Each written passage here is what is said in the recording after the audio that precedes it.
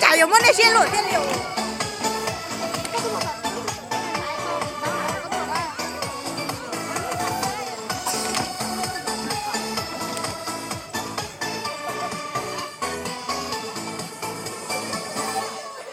Nụ cười trên môi dù mùa đông giá bao la ngày trời, dù rằng nơi nơi một niềm vui mới Giáng sinh đến rồi.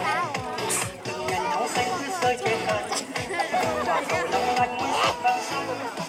Còn trẻ bóng hồng giờ Noel hôm nay mang cho quà.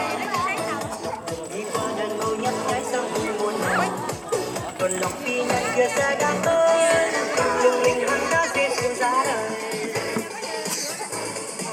Chuông vang lấp lánh từng hồi còn nhớ, nhìn kia che thơ xinh như thuyền cùng ai nói quanh chân chân trên đất nhộn nhịp vòng quanh, mọi người mừng vui chúc nhau an lành Merry Christmas.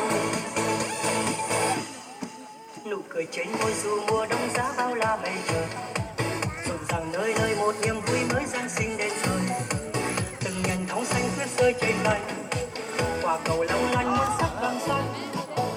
Trẻ mong không gian nô anh tối nay mang cho quà, được đường đi qua đèn màu nhấp nháy sương vui muôn nhà. Tuần lộc phi nhân kia xe đã tới, lung linh hắn đã Giêsu ra đời. Chuông vang lấp lánh từng hồi còn nhớ, nhìn kia che thơ xinh như thuyền cùng ai đôi cánh chân chân chân đất nhộn nhịp vòng quanh, mọi người mừng vui chúc nhau an lành Merry Christmas.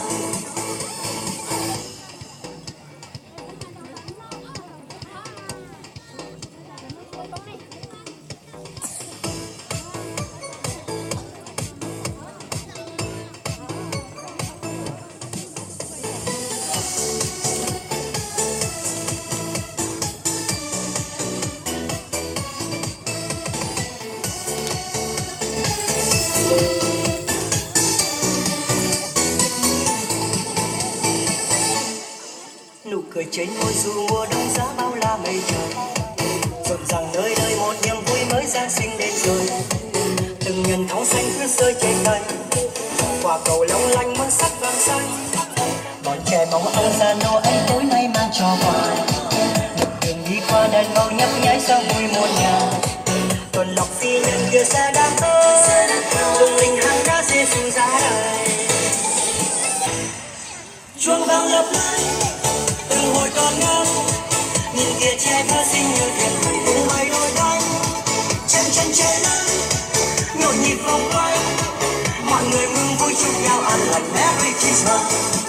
Chuông vang lấp lánh từng hồi còn nhớ, nhìn kia che thơ xinh như thuyền cùng ai đôi cánh chân chân trên đất nhộn nhịp vòng quanh, mọi người mừng vui chúc nhau an lành Merry Christmas.